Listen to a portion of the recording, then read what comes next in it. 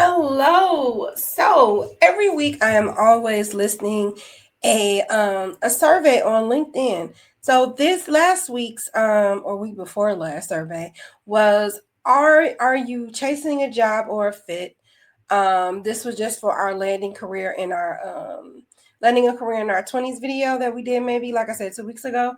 So the question is what matters most when job hunting? So I got a response, and that response was growth. Now I found that interesting because this video was highlighting people that are starting their careers in their 20s. And so I thought that that was interesting that growth superseded the pay and stability.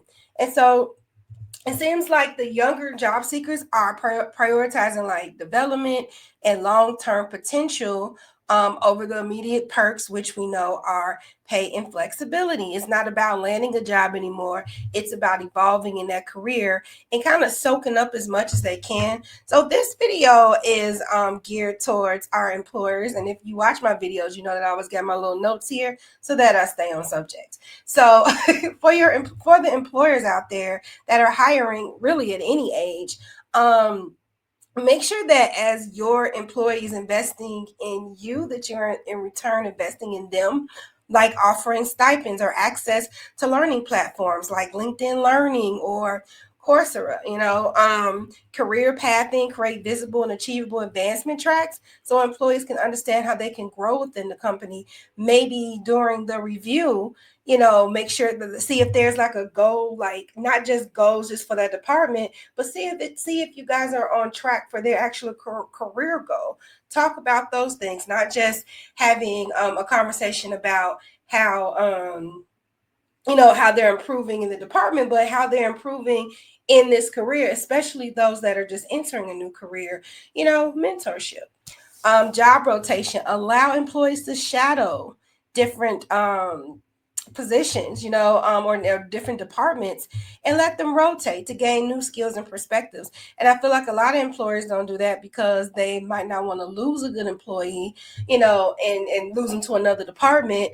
But the more that they know about how every other department works, they have a better understanding, and it actually helps you improve your job because now you know the why. It's different to train on different processes, like this is how it has to be, but it's more insightful to know this is why it has to be this way, because when you do this or you make a mistake, yada yada, this can in turn affect this and that. So a second thing is mentorship and coaching.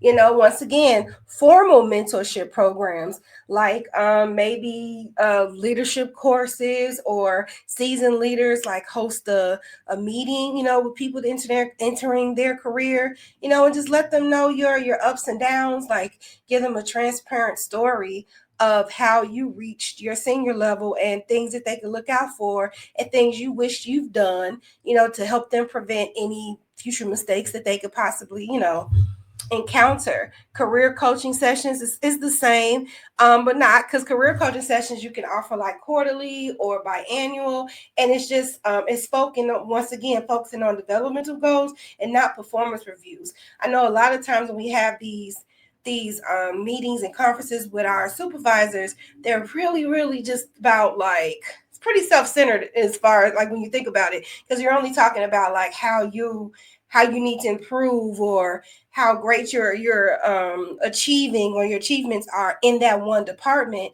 And then maybe, like I said earlier, either combine that in your performance reviews, or have a set meeting, once again, quarterly or biannual, to see if you can help them on developmental goals. You can say, hey, well, LinkedIn Learning, look this up. Maybe this can help you. Or I remember one of my employers, they wanted to hone in on emotional intelligence. So what they did is they purchased the book on emotional intelligence, and we all were allocated a chapter, and we all had to present on that chapter.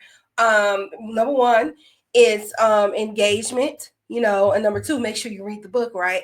And number three, presenting what you read, comprehension, and it actually builds like speaking skills too, right? So because the more you're in leadership, the higher you up on the hierarchy, the more that you have to present things, the more that you have to be in front of people. And so it was a lot in that project, or that, I like that project. Empowerment and ownership is another number 3. Stretch assignments. Give employees projects slightly outside of their comfort zone to help build confidence. I have a boss now that knows how I feel about public speaking. Yes, yes, I do not like public speaking, even though you see me on videos. But I get the more I public speak, the more comfortable I get. So when I'm given a task to speak in front of people, it's not doing nothing but honing in on my skills and pushing me out that comfort zone and help me with my ums and my ahs and things of that sort. The more, here's the thing, the more you practice, the better you get, the less fearful you are and the more confident you are in that certain area. Another thing is recognition systems. Who doesn't like to be recognized? Who doesn't still want that gold star, right? So acknowledge the milestones like certifications earned or projects completing or leadership moments. Hey, maybe this is like something like an employee of the month type thing. Like, like this person went far and beyond and helped this person or helped this department. This person is super helpful. A little recognition goes a long way. You'll be surprised. And the last category is culture that celebrates learning. I think that on my notes, this is really interesting. It says fail forward mindset, which means make mistakes part of the learning process rather than a source of punishment. So rather than always being pulled into the office because of something not going right, let it be a teachable moment. Everything is not a pointing of the finger and everything is not a punishment. Some things are teachable moments, and you senior leadership should understand that because they made a lot of mistakes along the way to get to their career goals. So I feel like rather than reprimanding or always being called into the office when you've done something wrong, I'm just going to add to this: maybe called into the office when you're doing something right, or called into the office when you're improving in something that you struggle with.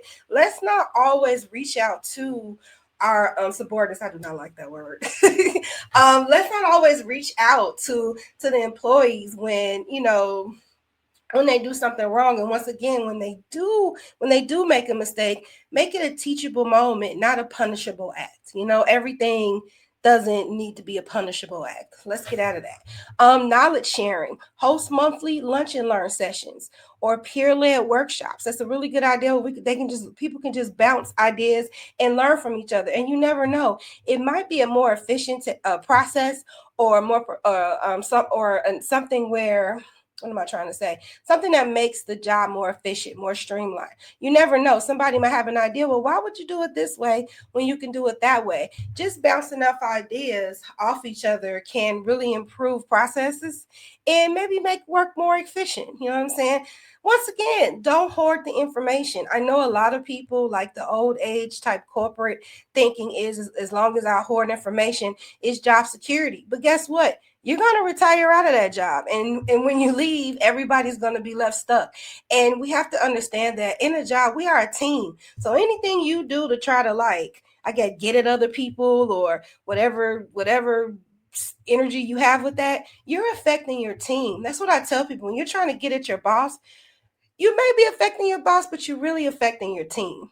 So make sure that you don't hoard any information. If you see somebody is struggling and they need that information, it doesn't hurt you to give them that information. It doesn't hurt them at all. It actually helps them, and it makes the job a little bit easier, a little bit more efficient, right? And so the last thing in this category is visible leadership development. So when employees see others promoted internally, it reinforces that growth. It reinforces that growth is possible. So when someone is if someone is like, just, you could do stair step leadership, a team lead, then maybe an assistant supervisor manager, whatever. Everyone wants to stay somewhere where they can grow. If you've reached your ceiling, what is the motivation in that? You know what I'm saying? So these are ways that employers can actually help employees with their growth, people that are actually looking to grow within a company or grow within a career. These are things that will actually help with that. And I feel like it will actually build good morale overall, throughout that company. So that's all I have. And thank you to those that participated in the survey. And I can't wait to do another video with another survey that I posted last week. Bye.